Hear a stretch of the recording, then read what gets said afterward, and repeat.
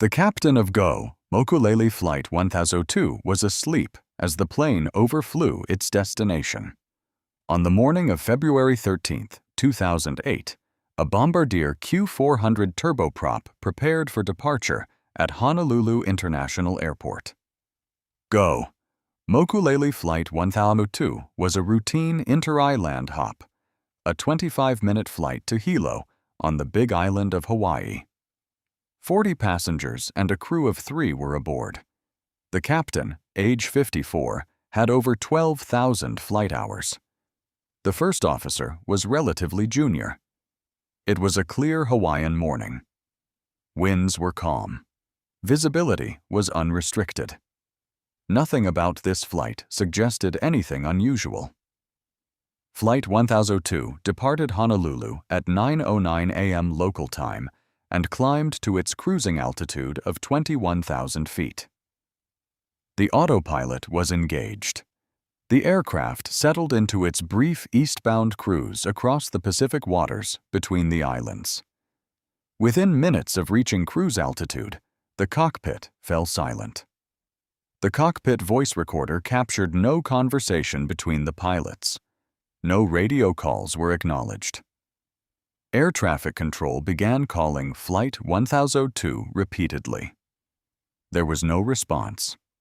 At 9:33 a.m., Flight 1002 overflew Hilo International Airport at 21,000 feet, still at cruise altitude, still on autopilot. The aircraft continued southeast, flying past its destination and out over open ocean.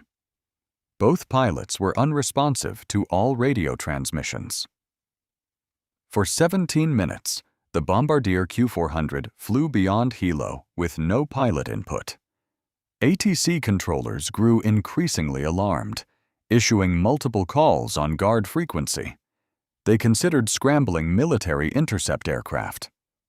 Then, at 9:50 a.m., the first officer's voice finally broke the silence. The first officer had woken up.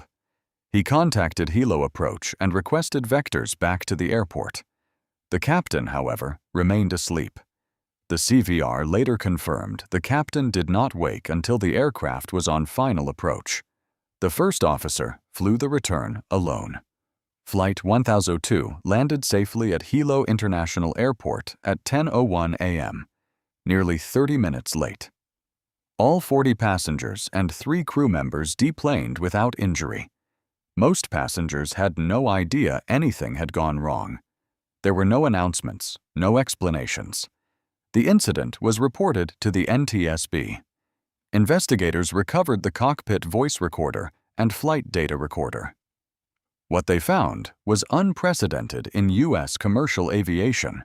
Both pilots had fallen asleep simultaneously during a revenue passenger flight. The NTSB determined the probable cause was the captain's undiagnosed obstructive sleep apnea, which caused severe fatigue.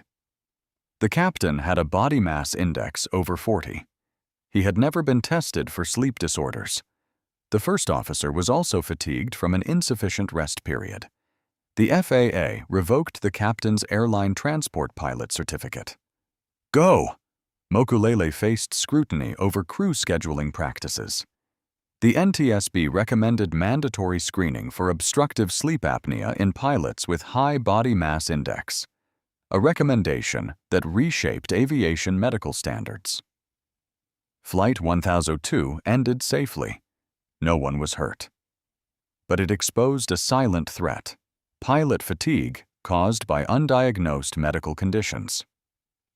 Today, enhanced screening protocols exist because 40 passengers once flew past their destination while both pilots slept. If this story made you think about the hidden risks of aviation, subscribe and share what surprised you most.